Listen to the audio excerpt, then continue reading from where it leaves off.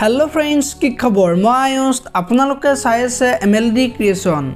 रंग चेनेলত सम्प्रचारित হৈ থকা अस्तित्व ধাৰাবাহিকখনৰ আজিৰ খণ্ডটো চাবলৈ বহুত বেছি ইন্টাৰেষ্টিং হ'ব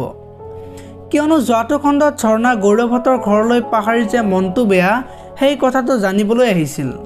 আৰু তেতিয়া গৌৰৱৰ মাকে ঝৰ্ণাক বেয়া ব্যৱহাৰ কৰিছিল আৰু ঝৰ্ণাই মাকক বেয়াকৈ কোৱাৰ কাৰণে গৌৰৱে ঝৰ্ণাক গালি পাৰি ওলাই যাবলৈ দিয়াত ঝৰ্ণাই কান্দি কান্দি ওলাই অহা দেখিবলৈ পাইছিল আৰু আজিৰ খণ্ডটোত পাহাৰীয়ে ঝৰ্ণাক গৌৰৱৰ সকলো কথা ক'ব আৰু ঝৰ্ণাক গৌৰৱৰ কথাত বেয়া পাবলৈ মানা কৰিব আৰু তেতিয়া ঝৰ্ণাই পাহাৰীয়ে কোৱা কথাবিলাক ভালদৰে বুজি পোৱা দেখিবলৈ পাব এতিয়া বাৰু গৌৰৱে ঝৰ্ণাক কৰা ব্যৱহাৰবিলাকৰ বিষয়ে ঘৰত ক'ব নেকি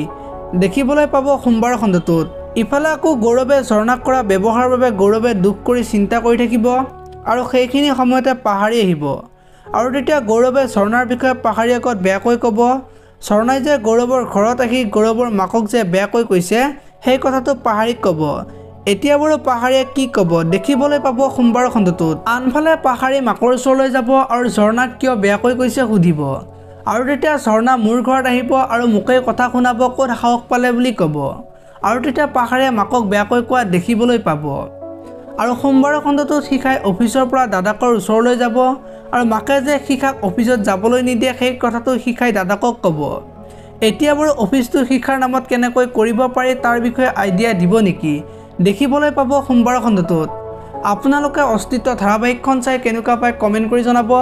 যদি আপোনালোকে এতিয়ালৈকে ভিডিঅটো লাইক কৰা নাই লাইক এটা কৰি দিব আৰু যদি চেনেলটো প্ৰথমবাৰৰ বাবে চাই আছে তেনেহলে চেনেলটো সাবস্ক্ৰাইব কৰি বেল আইকনটো প্ৰেছ কৰি দিব ধন্যবাদ।